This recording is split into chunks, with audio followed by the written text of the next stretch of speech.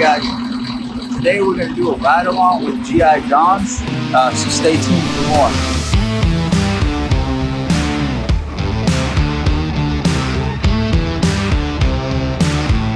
Hey guys, this is Alex with Varco Supply, and today we're with Patrick with G.I. John's, and Patrick's just going to show us his setup and a little bit of what he does on a day-to-day basis. So how long have you been in business, Patrick? Thanks for taking the time, Alex. We've been in business since September 2020. And how did you guys get into this? We got into this, my business partners, Will McLaughlin and Mark Christo. Mark is located with the G.I. John's franchise up in Fairfield, Connecticut. We're located here down in Prince William County, Virginia. We got into this really, honestly, with a mission mindset. Our mission mindset was Will and I were leaving the United States Marine Corps as officers, and we wanted to find a way to support families of the fallen with the profits, percentage of the profits from a business that we could start. So we kind of fell upon G.I. John's and portable restrooms by being connected to our third partner, Mark Christo. Once that connection happened, we determined that portable restrooms were the way to go. We felt that we could really raise the bar in that industry and build a reputable business that would, in the end, meet the mission requirements that we had determined we wanted to meet, which is support a Veterans Foundation by the name of the Travis Manion Foundation, and then also support Gold Star families. And what branch did you serve while you were in the military? Will and I both served as United States Marine Corps infantry officers. His son, Mark's son, is currently a Marine Corps, Lance Corporal in the Marine Corps, serving with 2nd Battalion, 25th Marines out of New York City. Well, thank you for your service, guys. Appreciate it. And you want to go ahead and take Sure, absolutely. Show us around your setup? Sure, absolutely. This truck is it's actually a brand new F550 chassis on board. We have a Crescent Truck Manufacturing based out of Bloomfield, New York. It is a 750 septage tank with a 350 freshwater. Fantastic setup because it acts as a P&D, pump and delivery for us.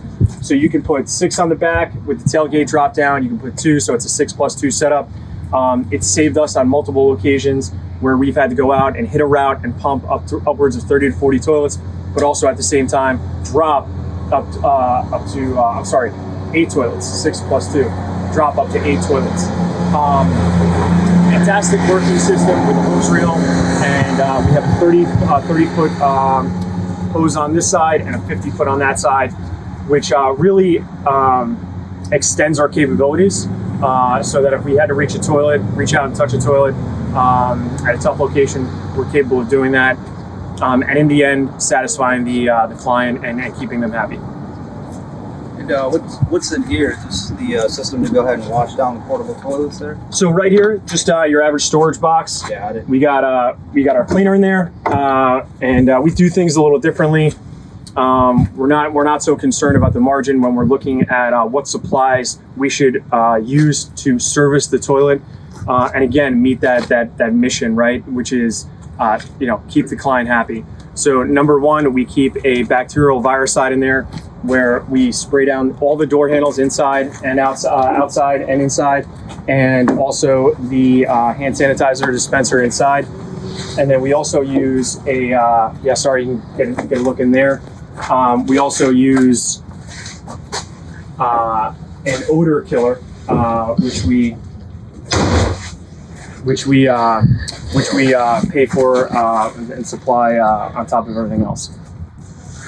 So not only do we have a bacteria killer, we also have an odor killer that we use. Let's clean this one out, okay? You're a volunteer. Yeah, sure, absolutely. First toilet of the day, always wakes you up. Wow.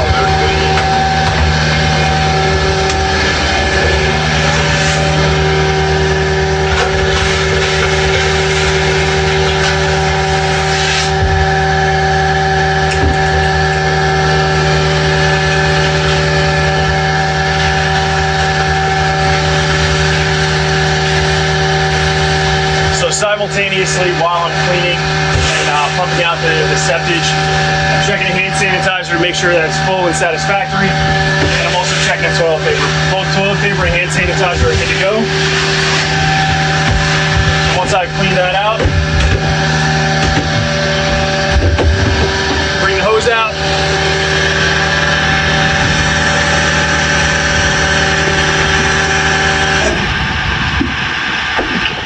some just for if you're in a quiet neighborhood, construction site, you just want to be mindful of the other people around, the other neighbors.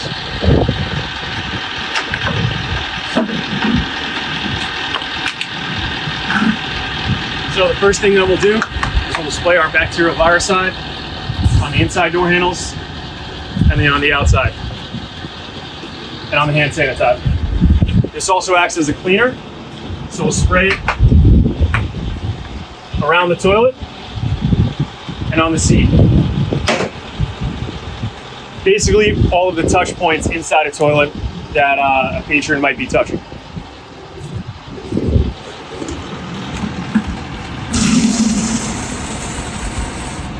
Fill up a little bit of water. Now, the difference between this toilet, which has rated floors, and other toilets, the majority of our toilets, which have flat floors, on a flat floor, we would usually scrub it and clean it, get it as clean as possible, and then in the end, after washing it down, we would use this squeegee to clean off the floor. We use this because after doing our due diligence and speaking to construction workers, one of the gripes that they have, besides having a wet toilet seat to go into, the floors were wet, which means their boots would come out wet and they'd pick up extra dirt and walk into a house or walk into their car. So we were mindful of that, and that's why after we scrub flat floors that do not have the waffle board floor, we squeegee it out. So I'll just go ahead and clean inside.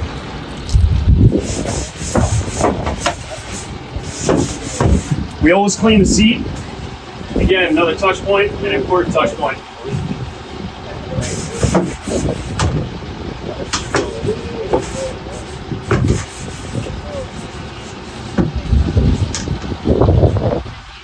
Keep an eye out for any dirty spots. Usually a door right here. Get some feet.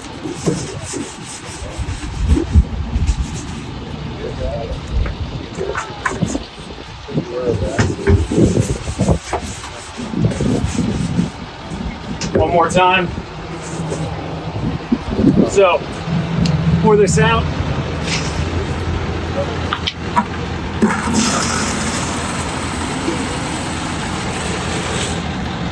Now,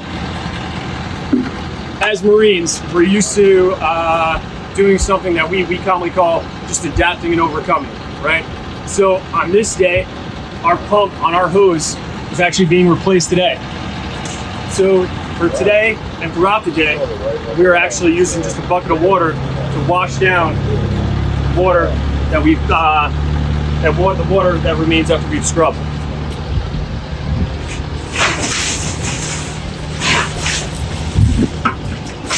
Does that mean we get a little more wet and it's a longer day? It does. But does that mean that the client's still happy? We hope so, and that's our mission.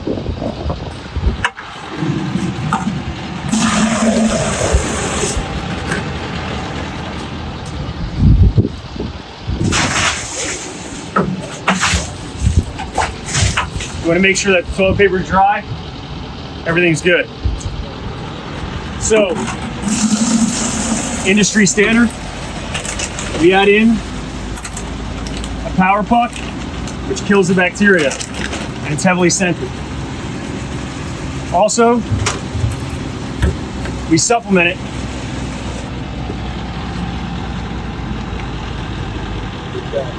with a Super Tools concentrated deodorizer.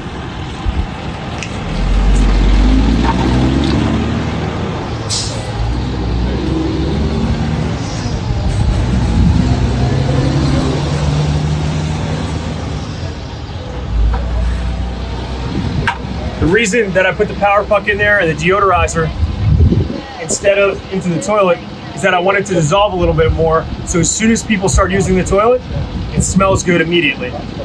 So I put about 3.5 gallons in there. I'm gonna add about another 1.5 gallons.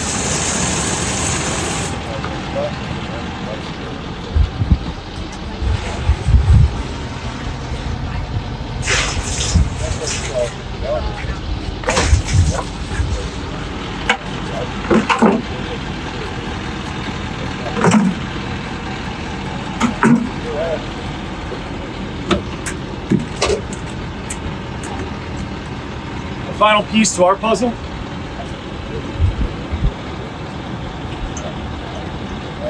And our method for cleaning a toilet is drying off the toilet seat.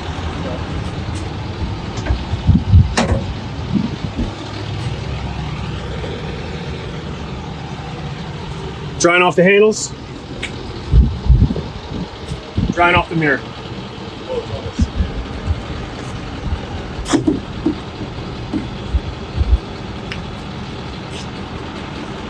That's a G.I. John's clean toilet. So that completes today's ride along with Patrick from G.I. John's, and we're gonna pass it off to some questions from the ladies.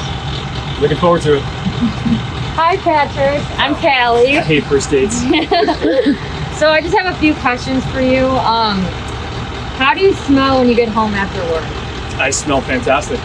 I use a lot of deodorant during the day.